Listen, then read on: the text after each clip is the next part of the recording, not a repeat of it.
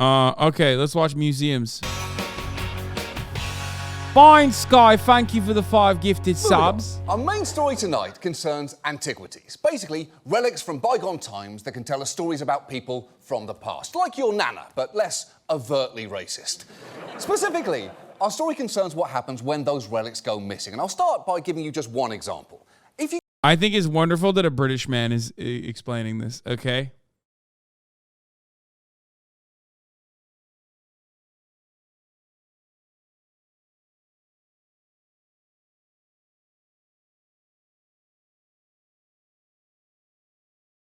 If you go to Greece, you might go to the Acropolis Museum, and while you're marvelling at sculptures that are over 2 millennia old, you might notice some odd details, like this sculpture, which appears to have a white foot, or this one, where someone's whole upper half seems to be suddenly and overwhelmingly white. It's what's known in the art world as Season 2 of The Wire.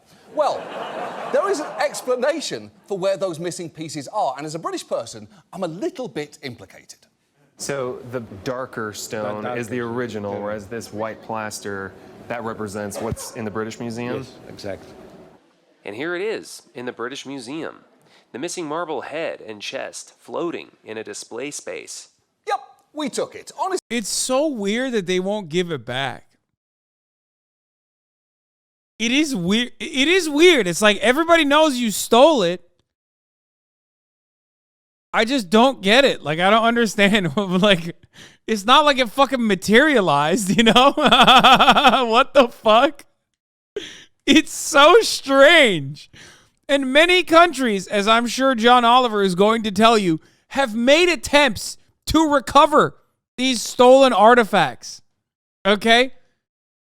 It's not like they're like, oh, I wonder where it is. You know what I mean? I wonder where it went. Like, we know where it went. It's there. You have it. Give it back, motherfucker. And they're like, nah. Honestly, if you're ever looking for a missing artifact, 9 times out of 10, it's in the British Museum. It's the world's largest lost and found, both It's lost true. and found in the heaviest possible quotation marks there. Specifically, those marbles, known in England as the Elgin marbles, were taken by Lord Elgin, a 19th century British lord who hacked them off the Parthenon. It's something that the Greeks are understandably furious about because they weren't lost, they were taken, which is clearly worse. It's like being unable to find the last puzzle piece and learning that you didn't actually misplace it. A British earl snuck into your house, stole it, and then sold it to a museum over 1,000 miles away. Greece has been demanding the return of the Elgin marbles for decades now, but the response from some of the British Museum's defenders has been, even by British standards, unbelievably patronising. One can't even think about returning the Elgin marbles to Athens until the Greeks start caring for what they already have. I'm sure they'd take great care of the Parthenon sculptures if they were returned. But Bro, that is so fucked up, dude. That's so fucked up! if you knew a woman was abusing her child, you wouldn't let her adopt another. And that's what the Greeks are asking for. What? That is not a great comparison, especially because it admits the fact that the woman's child in this example was basically kidnapped. So it's less a woman asking to adopt another child than it is her demanding the return of her first one. And look, the Parthenon marble... By the way, ironic because he's talking about Greeks, which is definitely not the worst victim of the British Museum. Yes, you are correct. Annoyed by the West. Ironic username. I guess it's like better for a Western audience to comprehend it though, because like Western audiences are oftentimes like not going to think of, I don't know, any number of African nations or the third world in general as like human beings that have autonomy and their own interests in recovering stolen artifacts, which is why they're talking about, Greece instead. Should absolutely be returned to Greece. Even that woman you just saw now says that she thinks they should go back. But those marbles are just the tip of the iceberg here. The fact is, antiquities, largely from the global south, which includes Latin America, Africa, Asia, and the Mideast, have been taken and enshrined in European and American museums on a much larger scale than you may realise. In 2018, a report commissioned by the French president found that over 90% of all Africa's cultural heritage is held outside Africa by major museums. But as the voices arguing for antiquities to be returned are getting louder, others are resisting any change. In 2010, when asked whether the UK would ever return the Kohinoor diamond to India, Prime Minister David Cameron refused, saying, if you say yes to one, you suddenly find the British Museum would be empty. What? Oh, damn, dude. That's crazy. It's our colonial plunder, mate. You understand me? It's our colonial plunder. It's ours. It's a slippery slope, then. Which is incredibly frustrating, and it's frankly no wonder that some are now taking matters into their own hands. In June, a Congolese activist removed a 19th century Chadian funeral pole from the Quai Branly Museum in Paris as part of a protest campaign against plundering during the colonial era. Yeah, that happened. And obviously, that man was unaware of the museum's very clear policy, no stealing African antiquities, starting now. So given just how many antiquities in some of the world's most prestigious museums are essentially stolen goods, tonight, let's talk about museums. And this is going to be a larger story than normal, and we're going to do it in two main parts. First, to be fair, they stole a lot of things from Turkey too. Yeah, I know. To be fair, it is British culture. Okay? I have to mention this. I'm not making a mockery, but it is British culture to plunder from the rest of the world and bring back the crown jewels. All right? This is British culture. You must do it. You must understand. Asking for take-backsies after we've stolen is like spitting on the face of the Queen. Unacceptable. First, concerning how antiquities ended up in museums in the past, and then about the thriving modern market that keeps them supplied with objects to this very day. And look, we don't have time to recap the entire history of colonialism and the plunder of antiquities. There are so many stolen artifacts that we could talk about tonight, from the treasures of Tipu Sultan to the Zodiac of Dendera. But in order to say a lot in a little, let's stay with the British Museum. In its own promotional materials, it makes a big feature of just... To be fair, they take more than just artifacts. Sometimes they take countries or pieces of countries when they can't take the whole country. You know? So there is that. People as well. And you know, they haven't done a really good job of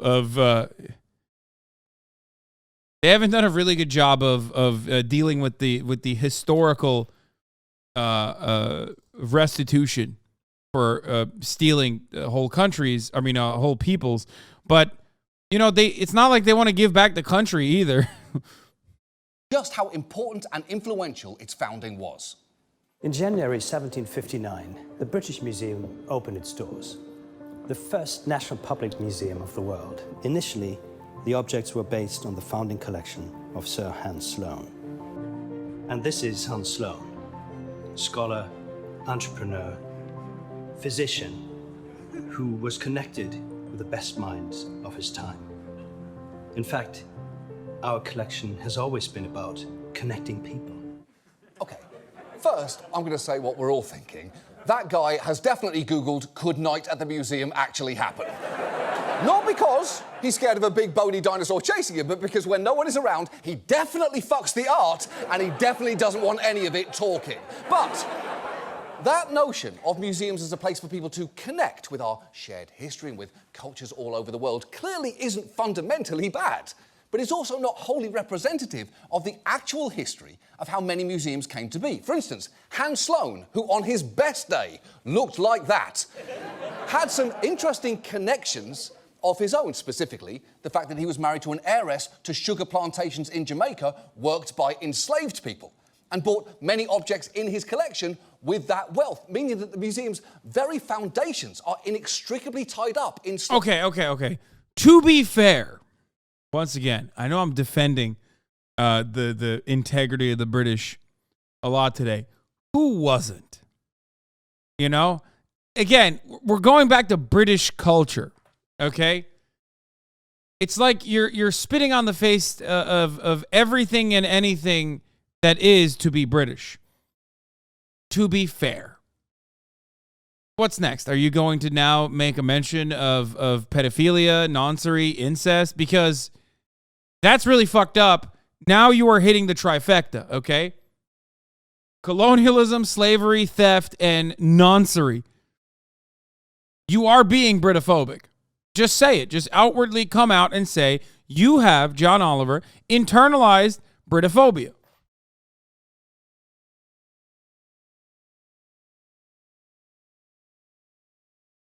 Slavery and colonialism. Chat, what is noncery? Pedophiles. With the same being true of many of its most prized holdings. Take the Benin Bronzes.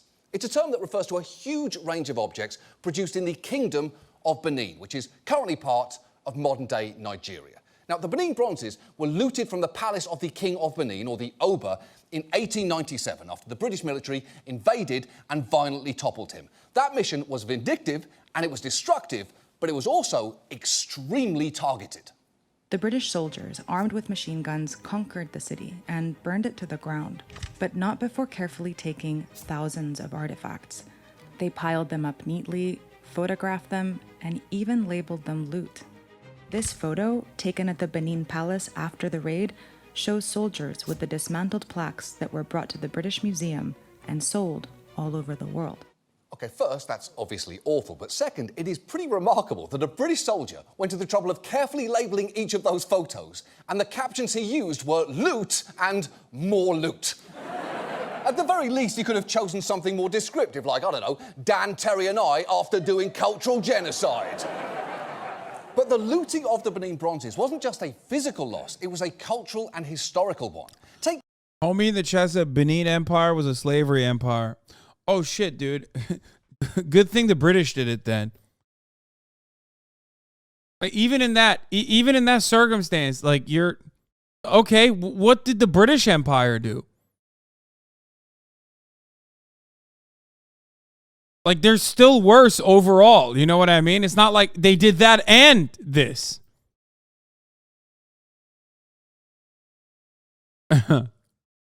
Why are you making it seem like they were based like abolitionists or something?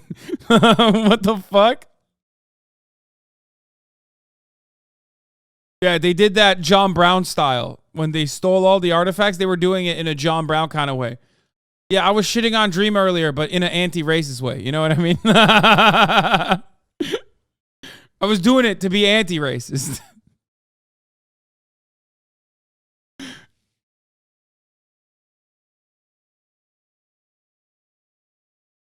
That's how it works. These plaques, they are not just pieces of art. They're something much more important, as this member of the Benin royal family explained. Those things are like our own diaries. Whatever was significant, the Oba would tell the guild of bronze casters to cast it in bronze, to keep a record. So taking them away was like yanking off pages of our history.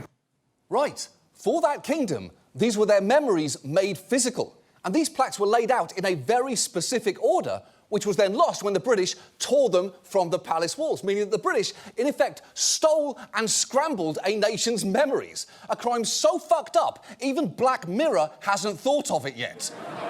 The bronzes are currently scattered among 161 museums and institutions around the world, with only 9 such institutions located in Nigeria. And understandably, there have been calls for the return of the bronzes for decades now, and a handful of museums have complied.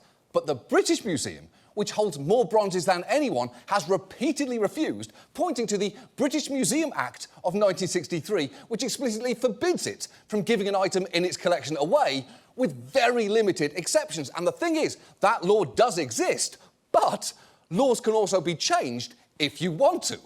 And the more you hear British officials talk, the clearer it becomes that that is not what they want at all. Well, I think that they properly reside in the British Museum. The collections of our great national institutions have been developed over many, many centuries, in many times in questionable circumstances. I think the question now is about what we do with these. I love the Benin Bronzes. I've seen them many times throughout my life. That's nice. And I think them being in the British Museum, which is a world repository of heritage, allows people to see it. Yeah, that... In England. allows people to see it in Britain.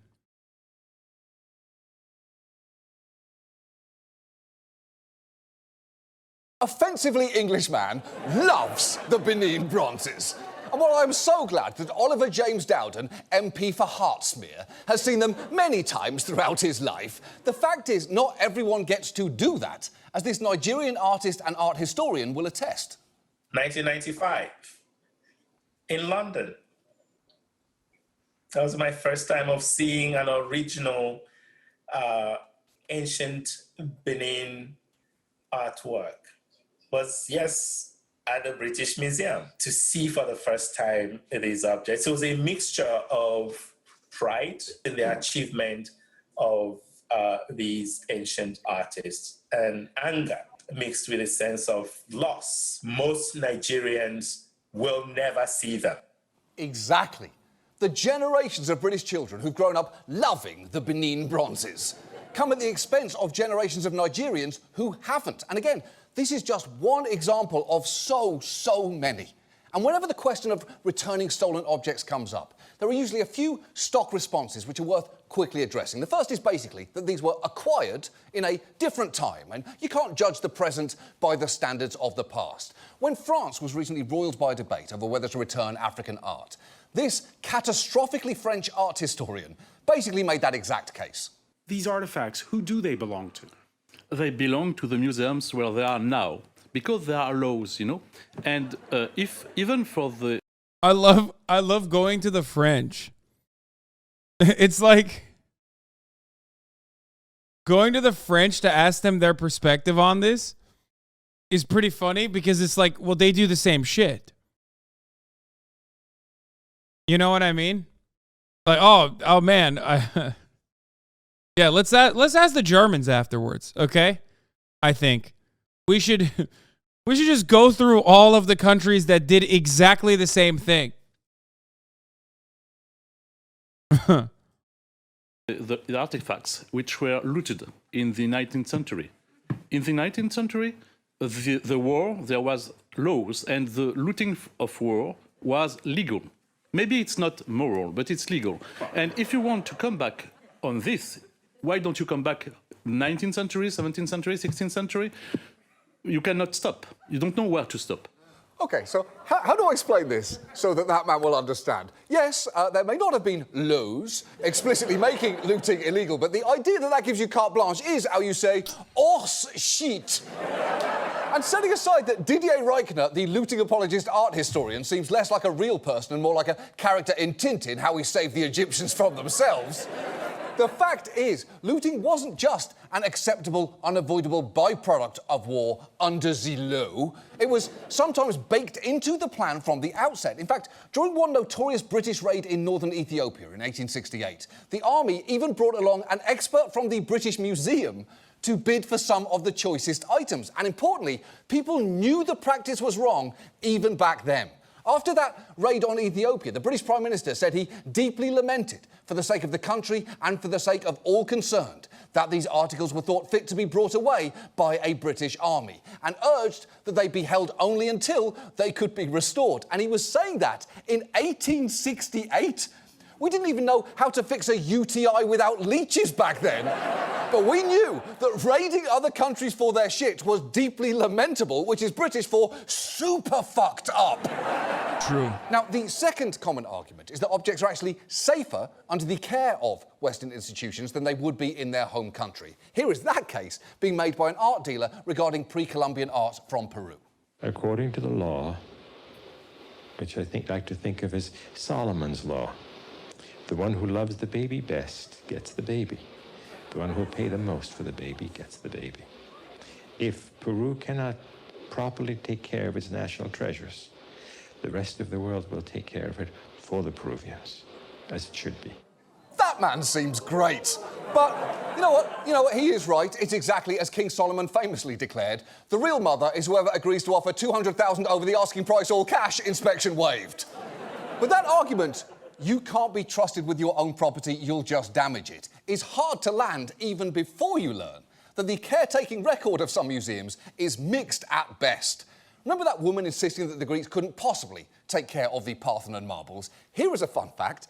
multiple leaks have been reported in the British Museum's Greek galleries, and in the 1930s, in what museum officials later admitted was a heavy-handed attempt to clean the sculptures, they actively damaged them by scrubbing them with wire brushes and a harsh cleaning agent. And look, even under Solomon's law, whoever loves the baby gets the baby, but if you scrub the baby with wire brushes, we take the fucking baby away. And the final argument that you hear is that these museums are an open repository of the world's treasures and can actually increase the number of people who can enjoy them. But you've already seen someone point out that is only true if you can get to the museum in question. And also, it's worth noting that most display only a tiny fraction of their collections.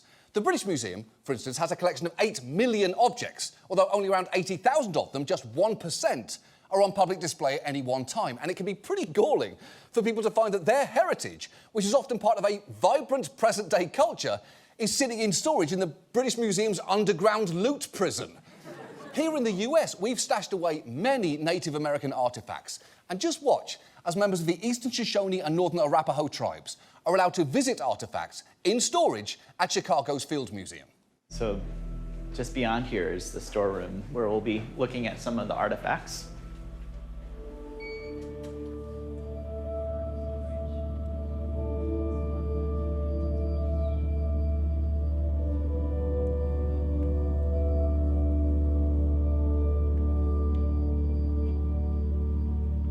When I think about objects that belong to tribal members that are just sitting there in the dark, I felt angry and I felt sad. You just walk in and there's just like rows and rows. I mean, that's like a flex at that point, right? I mean, that's just like, that's insult to injury. Like, obviously, displaying it and flexing it is horrible, wrong, give it back. But then if they hide it, it's like, are you fucking joking?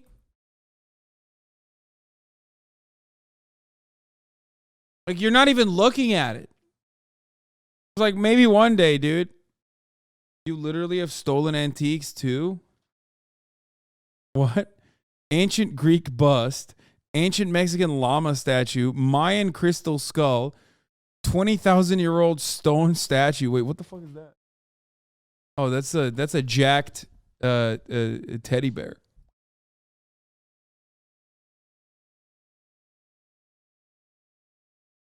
Mexican llama, motherfucker. Llamas are not Mexican. Guys, it's a joke. They're joking. That's why they're saying it. I give it back, but it looks too good behind me. Especially the Mexican llama. The Mexican llama. Rows and rows of all these objects. They've been boxed away since they were collected. Nobody can see them, touch them, be around them. That is devastating. And it gets a lot harder to pretend that these objects are fulfilling a mission of educating and connecting people when they're in a basement in a box labelled with a fucking Sharpie. And at this point, you may well be thinking, well, obviously we shouldn't have taken those objects in the past, but now we know better. But you should know, this practice is still very much going on.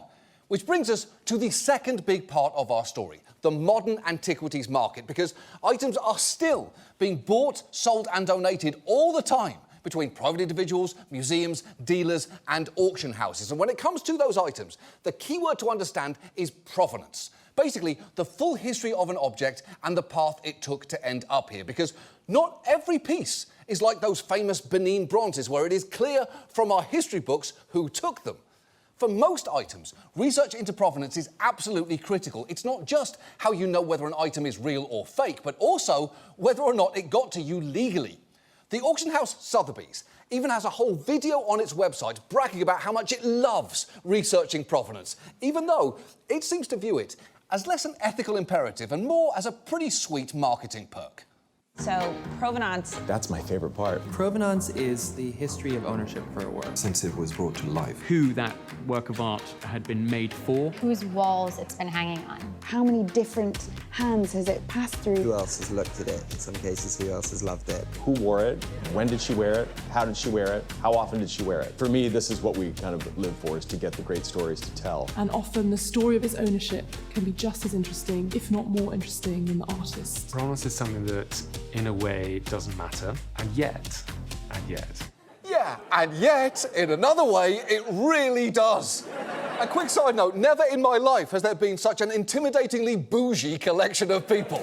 You can almost hear them saying, actually, it's pronounced croissant. And while I do not doubt that Sotheby's loves backstories that add lustre and, crucially, value to the objects that they auction, they and many others seem much less interested when those stories uncover something seamier. One gallery owner who recently pled guilty for her part in trafficking looted antiquities said that buying and selling objects with vague or even no provenance was so much the norm in the art market, it was a conspiracy of the willing. And to see exactly what that conspiracy can look like, just look at one attempted sale where Sotheby's ignored some pretty glaring warning signs. 3 years ago, Cambodia learned that Sotheby's auction house in Manhattan was attempting to sell a 1,000-year-old masterpiece for $3 million, the feet of which were still at the temple in Cambodia. Sotheby's was warned by the very expert they hired to appraise the statue that it was, quote, definitely stolen. They knew the feet were still there. Despite what their expert told them, they decided to put the statue on the front of one of their more prominent auction catalogs of the year. Holy shit! How did that conversation go? The expert said, this is definitely stolen. And Sotheby said, yeah, but it might not be, right? And the expert said, no, it is stolen. And Sotheby said, you're so funny. And the expert said, I'm sorry, what? And Sotheby said, seriously, Jamie, you're too much. And the expert said, thanks, but again, it is stolen. And Sotheby said, tell your mum I said hi. And the expert said, my mum's actually dead. And then they printed it on the cover. Now, legally, I have to tell you, Sotheby's insist that they did nothing wrong and that they conduct extensive due diligence before offering items up for auction. But you should know, in the case of that statue, federal prosecutors eventually intervened, forcing Sotheby's to hand it over to Cambodia, where it was eventually happily reunited with its feet. It's a real Cinderella story, isn't it? If Cinderella had been amputated at the ankle. And interestingly, and to that point, it is not uncommon to see statues missing feet or hands. And while you might assume that it's damage due to time, it's often a sign that it has been stolen, with looters or thieves sawing off heads to sell separately or hacking a sculpture out from a temple wall so rapidly that they leave the feet behind. And if I know this, and you now know this, then Sotheby's definitely fucking did. And again, this is why provenance research is so vitally important. But many buyers fail to do even the bare minimum, meaning that the demand for stolen goods will always be met by a steady supply. Just watch as a dealer in Nepalese artifacts, Deepak Shakya, basically walks someone through just how easy it can be to get paperwork to justify removing an object from the country. By law, the country's Department of Archaeology cannot issue export papers on items more than 100 years old. But Deepak says he has a tried and proven way. So government, no problem getting these out? No. I mean, we have to give some money to under table, otherwise, no problem. Okay. I mean, it's not legal. Okay. But still, I mean, we can get the stamp. It's no problem. Okay, that is way too easy. I don't know how hard it should be to illegally export a culture's treasured antiquities, but it should at least be harder than find a guy. Hitler's Rolex was sold for $1 million and changed a couple of months ago at an auction in the DC area. The watch was made as a Huber because Rolex didn't want their name on Hitler's wrist, lol.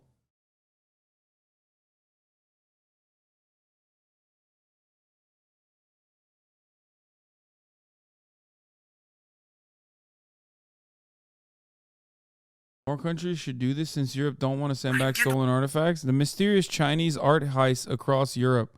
Oh, we're definitely watching this, bro. We are watching the fucking titties out of this one after this video. Who has a guy? That man was later arrested and charged, presumably alarming any museums with large collections from Nepal. Hitler living rent-free in Chatter's heads. Please get help.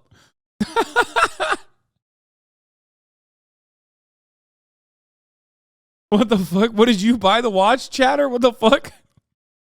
What the fuck kind of retort was that?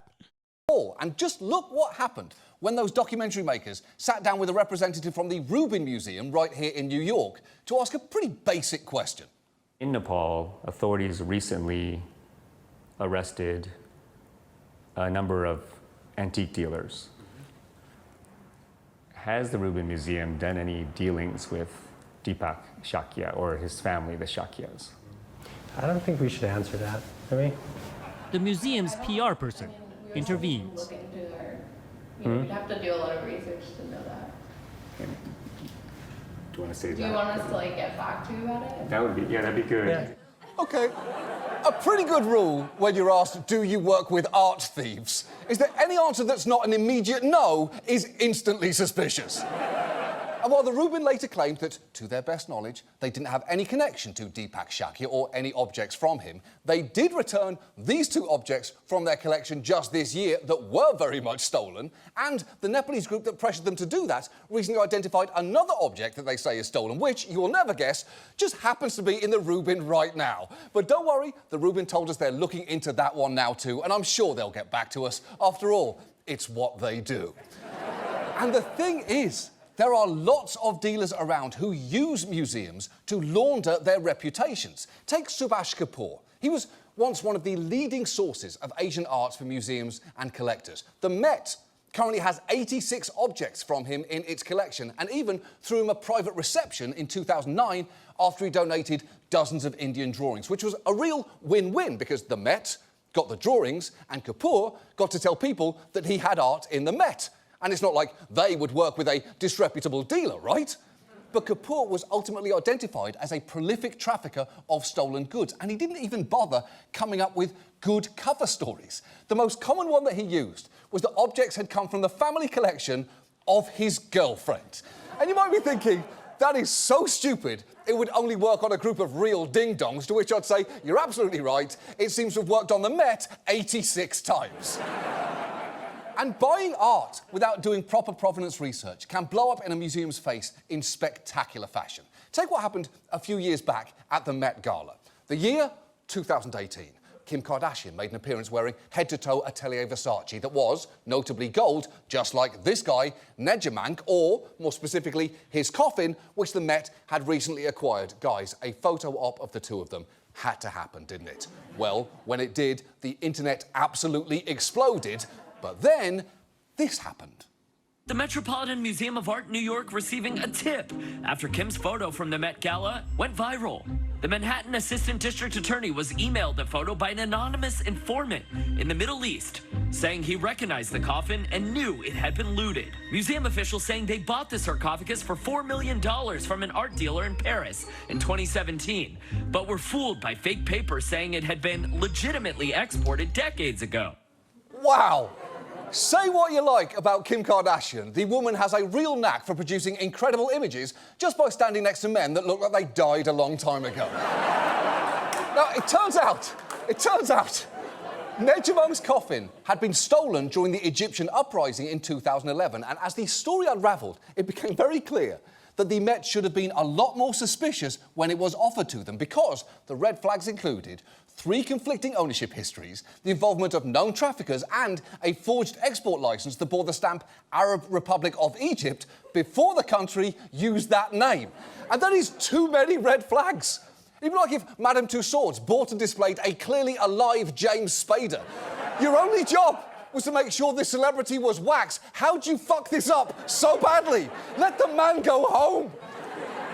Now, the Met has National since hero. relinquished the coffin Treasure. and apologised to Egypt, but a museum's approach to provenance research cannot be do nothing until Kim Kardashian takes a photograph in front of one of our objects and we're humiliated on the international stage. This cannot be all her responsibility. She's too busy revolutionising shapewear. And it's worth noting, in the last 5 years, the Met has had no fewer than 9 search warrants executed on it, resulting in 37 pieces being seized, and none of this is a victimless crime, because the trafficking of looted antiquities has financed some of the world's worst actors, from the genocidal Khmer Rouge in Cambodia to the Islamic State in Iraq and Syria. And the harm also extends to the personal level, because again, if I could impress one thing on you, it's that when these objects end up in the West, we put them behind glass and we call them art. But in their home context, they can be much more. For instance, this stolen sacred statue was in a Dallas museum until March of last year. And when it was finally returned to Nepal, it was immediately put back into use for religious worship. There was just a level of abject callousness on display here, which, to be fair, some institutions are finally coming to terms with. Take the University of Aberdeen in Scotland. It recently began reassessing objects in its collection and facing the grim realities of what it had been holding on to, like this glass sphere. Now, the story behind how it got to Aberdeen is both fascinating and completely horrifying. This Hindu holy man had been challenged to hold the glass sphere for 12 years in order to obtain a beneficial afterlife. He only managed 8. Subsequently, we discovered that in the anatomical collection of human skulls, we have his skull. Wow. Is that his head? That is, yeah. What? Gosh. That's him. Dog, when Jeffrey Dahmer does this, everyone's like, bro, that's fucked up. Don't do it. But hey, listen, if it's in Aberdeen, it's all right. Amazing. And awful at the same time, isn't it? They're cremated, aren't they, Hindus?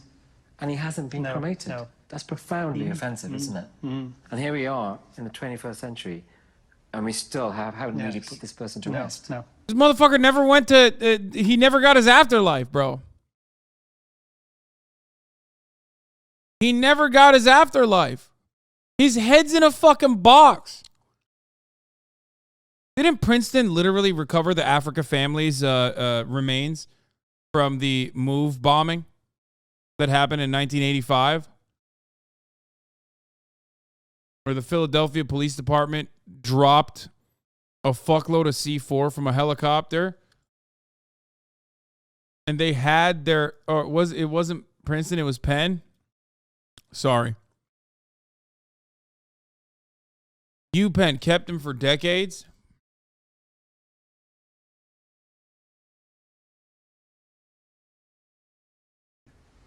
God, that's terrible, isn't it? Yeah, it is, and for about 100 different reasons. Because a head in a box is less something you'd expect to find at an academic institution and more in the basement of a fucking serial killer. And that's emblematic of so much here. The fact that for so long, not only did no one see the significance of that object to that man, no one saw that man as significant, period. So what can be done? Well, some institutions, like the University of Aberdeen, have been taking this reckoning seriously. They are beginning discussions with a local Hindu temple about what to do with that man's remains. They actually also had a Benin bronze, which they repatriated late last year, which is great. But too often, the reckoning only goes so far. A few years ago, the UK's National Army Museum returned to Ethiopia a stolen lock of hair belonging to an Ethiopian emperor, but took pains to point out that it was, and I quote, definitely not a precedent. Look, the fact is, museums should be getting asked hard questions about every aspect of both their acquisition process and their collections as part of a long overdue conversation about where their items came from and whether anyone wants them back. You know, some countries might even be willing to loan items back out to museums around the world, but with a clear understanding of who actually owns them. The point is that conversation should be led by the groups that those items originally belonged to, because while obviously museums should not be violating the law, they shouldn't be violating basic moral decency either. There is so much that we need to do to reckon with the harms, both past and present, of colonialism, but this should really be the easy part. And until such time as we genuinely engage in that reckoning, I'd actually like to present a potential plan B. Hi, I'm Kamal Nanjiani, and I'm here to introduce you Jack Camille Nanjiani is just never the same, man. to the Payback Museum, the first public museum in the world devoted to providing recourse to nations who've been plundered of their greatest treasures throughout history by colonial dickheads. This is a collection that's all about disconnecting people. Specifically, disconnecting Western countries from their shit, you know, the way they did to everyone else. Come on, I'll show you around. Welcome to our Africa wing. This is where there should be Benin Bronzes, the spectacular tablet. I legitimately and truly do not understand why they don't just have recreations and send the originals back.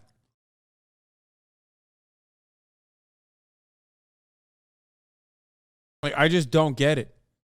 You had them for so long. Just make recreations of every single thing and then send the originals back.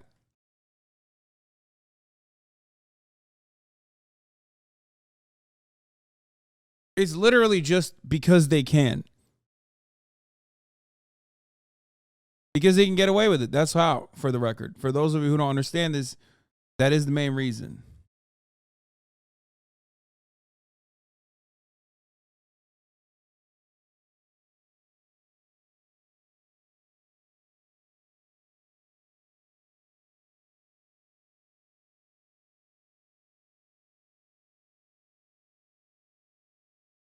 Tablets that tell the comprehensive story of a glorious kingdom. But they were put in a bag, shaken, and dumped out all over Europe like a bunch of Scrabble letters. So until we get them back, this room is home to one of the Stonehenge Arches. Yeah, Britain, you might have noticed you're missing one. We took it because you were just leaving it out, letting it get wet. I mean, look, there's like grass and shit on it. And frankly, we can't even think about returning it until you start caring for what you already have. Honestly, I don't even like it. I think Stonehenge sucks. It's just big dumb rocks. But I don't want to return them to spite you. Are you having fun? I am. Let's move on. In our Latin America wing, we wanted to feature a collection of gorgeous ancient indigenous Peruvian textiles. But they're all in a museum in Philadelphia, so instead we have the Liberty Bell, an early American. Okay, I'm gonna be honest with you. A lot of this is only showing me that like original artifacts that are Western are so fucking mid. I'm losing my mind a little bit. Like, what the fuck? Oh no, you got what? The Liberty Bell? Oh no, no. Like, holy shit, dude. What could they be? There's like kind of nothing, really. I mean, the Stonehenge is cool.